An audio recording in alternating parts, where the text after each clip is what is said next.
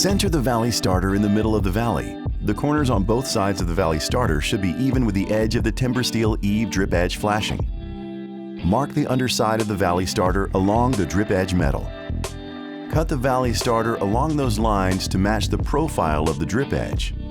Apply TimberSteel metal roof sealant to the drip edge metal where the starter will be placed.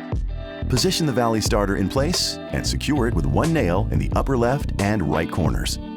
Snap a chalk line 8 inches off of the valley center parallel with the valley. This should align with the edge of the valley starter. Apply TimberSteel metal roof sealant to the starter before placing a full piece of valley flashing aligned with the chalk line and flush with the lower corner of drip edge flashing. Secure with roofing nails every 8 inches outside the double diverters.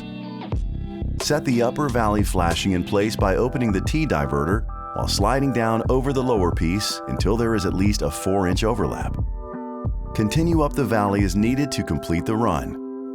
Once the full length of valley metal is installed, run a length of TimberSteel butyl tape down the outer edge of the water diverter on each side of the T-diverter. Remove the release tape prior to the installation of the TimberSteel shingles. Where two pieces of valley flashing intersect, where a ridge transitions into a roof plane at a dormer, for example, weave the pieces together and seal any gaps with TimberSteel metal roof sealant. Where the valley flashing terminates at a head wall, seal with TimberSteel metal roof sealant prior to counter flashing or replacing the siding.